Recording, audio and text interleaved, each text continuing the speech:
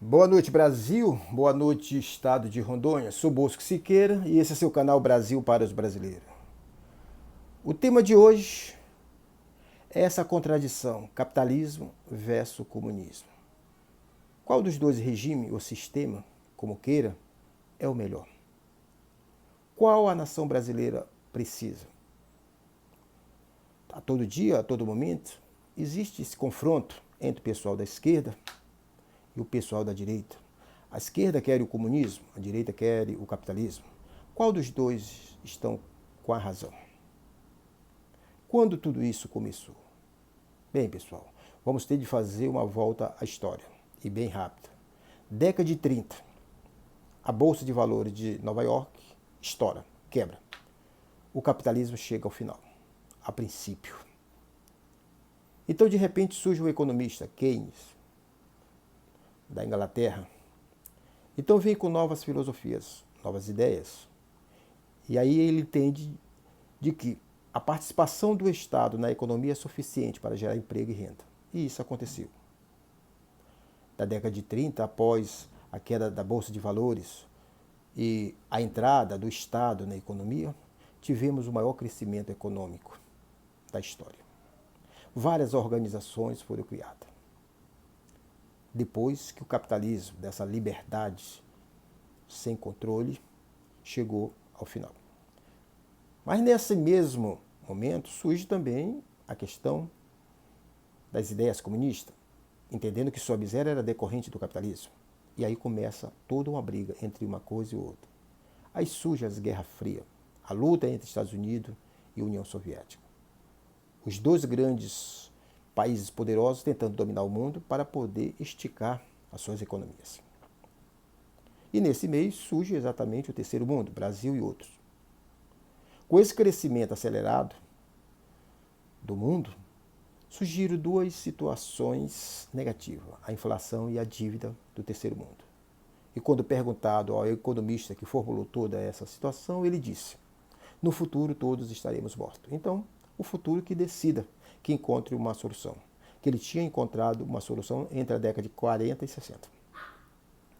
Então começaram a surgir outras variáveis que não estavam no contexto e que precisaria ser questionado.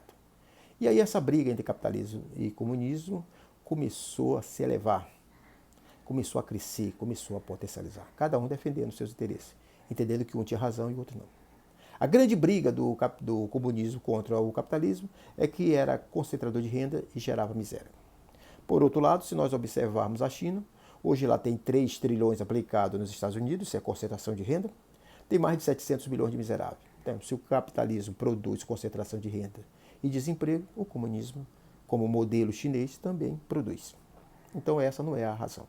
Mas quem tem razão nesse debate, capitalismo ou comunismo? Aonde é que está o grande nó? Se nós observarmos, o comunismo busca uma espécie de linear, uma linha, onde todos seríamos iguais, ganharíamos iguais e iríamos viver iguais. Na prática, isso nunca funcionou. E nem pode funcionar. Se você comparar com o reino animal, o que você poderia observar? O leão é mais forte do que a gazela. Será? O leão precisa dar 10 voltas para poder, em 3, conseguir abater uma gazela. Então ele não tem tanta essa força, ele não tem tanto esse domínio. É apenas uma questão de se utilizar sua força no momento certo e na hora certa. Então o que está acontecendo entre capitalismo e comunismo? O capitalismo, por sua vez, exige o seu direito porque entende que o tino empresarial é uma coisa pessoal. Não se conquista em faculdade, não se conquista em local nenhum. Que algumas qualificações, que algumas visões é pessoal. E em função dessas qualidades, dessa liberdade, ele exige o seu direito. Não é uma questão de concurso, não é uma questão de emprego, é uma qualidade que nasceu. É como uma pessoa que canta e toca violão, um grande instrumento. Nem todo mundo pode ser um grande compositor, um grande cantor, um grande professor. São qualidades que são desenvolvidas nas pessoas. Ele pode pegar os instrumentos na universidade, mas aquele tino, aquela diferença, aquela pessoa fora da curva é algo pessoal. E por isso é que ele exige o seu papel dentro da sociedade. E aí nós vamos então, porque queremos o capitalismo, vamos trabalhar a miséria, a fome, o sofrimento? Não. Então onde é que está o nó? Precisamos fazer um outro entendimento. Quando se começou a se questionar sobre essa situação da importância do trabalhador, e ele tem sua importância dentro da formação, dentro da produção de qualquer fábrica, devemos levar em consideração outro fator, além dessa importância.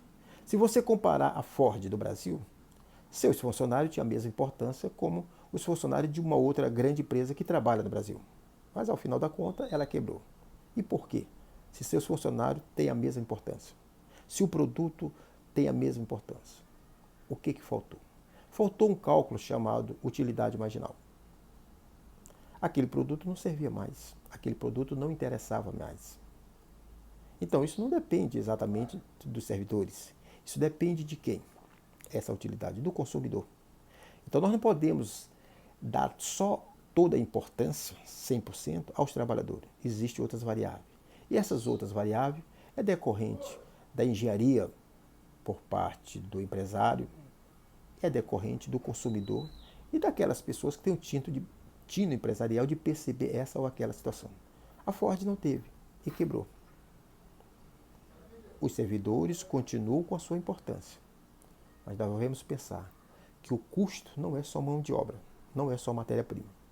Existe outro custo chamado utilidade. Isso Karl Marx não levou em suas fórmulas. Portanto, senhores, não se trata de destruir o comunismo, não se trata de valorizar o capitalismo. E como podemos resolver essa situação? Pelo resultado, senhores. É o resultado. Uma vez produzido essa produção, aí entra o papel do Estado em regular, em monitorar, em cobrar, em exigir. No Brasil, por exemplo, qual é o grande nó? Reforma tributária progressiva. Nós não temos. Nós temos regressiva. Uma pessoa que ganha R$1.000, um salário, paga os seus custos igual a que ganha 600 mil, um grande empresário. O que precisa ser feito? Reformular isso. Nos Estados Unidos, por exemplo, os impostos sobre os produtos de consumo, alimento, não se paga nada. Refrigerante não se paga imposto. Né? Então, é essas coisas que tem de ser vista. Quem está pagando hoje a economia do país é, na verdade, os trabalhadores. Então, o que precisa é uma reforma tributária. Mas aonde estão os grandes defensores da esquerda? Brigando por outras bandeiras. Quando deveria brigar pelas bandeiras corretas, certas e na hora certa. Aí eles poderiam mudar essa situação. Mas não. Com a reforma tributária, nós poderíamos diminuir a inflação, o juro, gerar emprego, renda, investimento. Não é isso que todo comunista quer? Então, por que não brigar pelas bandeiras certas, corretas, na hora certa, no momento certo? E não ficar fazendo politicagem todos os dias, sem um fim definido. O que está faltando é o papel do Estado como regulador, como formulador de políticas econômicas. É essa função que nós temos de brigar. É essa função que nós temos de brigar lá no Congresso e não fazer politicagem. Se isso for resolvido, todas as bandeiras que os comunistas sempre lutaram serão atendidas. Emprego, renda, bem-estar. Isso não quer dizer que não vai haver empresário. Ele tem uma ideia, ele é um gênio. É lógico que ele vai produzir algo, vai ganhar mais do que a maioria dos trabalhadores, por causa da sua ideia, a sua invenção. Ele é um empreendedor. Nós não podemos querer ser igual. Trabalhador é trabalhador, empresário é empresário. Isso não muda a situação. Isso não quer dizer que o trabalhador não deva ter as suas qualificações, os seus interesses e o seu valor dentro da sociedade. Sim, ele tem de ter esse valor, sim. Mas para ter esse valor, que ele tanto necessita, basta que o governo possa agir. Basta que o Congresso possa ajudar. Nos últimos anos, o Brasil foi um dos países que mais cresceu no mundo. Teve a concentração de renda? Sim. Mas será que é a concentração de renda o grande nó da economia? É essa a situação que nós devemos questionar. Muita gente se questiona a questão da privatização, se ela é ou não resultado. A questão não é a privatização. A questão não é se a empresa é nacional ou internacional. A questão é o resultado, pessoal. Nós temos de ver o resultado. É pelo resultado. A questão não é a concentração de renda. Não é a posse. Se eu, empresário, tenho um patrimônio de 1 bilhão e eu, trabalhador, só tenho mal um salário que ganho por mês. Onde está a grande diferença? Não é na posse. porque parte de todo o lucro daquela empresa é revestida na própria empresa para o fortalecimento dela. Todo empresário tem seu salário. A outra parte desse grande lucro é para circular todo o investimento dentro daquela empresa, para manter viva aquela empresa, para manter o emprego, a renda, o investimento, o pagamento de imposto. Então não é uma questão de posse, eu tenho grandes rendas, eu sou o grande empresário. Essa não é a questão. A questão é, será se esse grande empresário está investindo? É isso que o governo tem que se questionar. Porque a economia brasileira precisa analisar esse papel. Será que a margem de lucro do Brasil é a maior do mundo? Será que o juro é o maior do mundo? Então é aí que nós devemos questionar, analisar e tomar as decisões. E não se preocupar com a posse do patrimônio. Muitas coisas precisam ser feitas na nossa economia, como é o caso do sistema financeiro, que precisa voltar ao seu papel de simplesmente emprestar dinheiro para o lado real da economia e abandonar o lado ilusório, que não produz nada. Essa é a luta que devemos buscar. A economia capitalista, ela busca, através da liberdade de criar, de produzir, de gerar emprego e renda, ela demonstra ser mais eficiente, mais eficaz.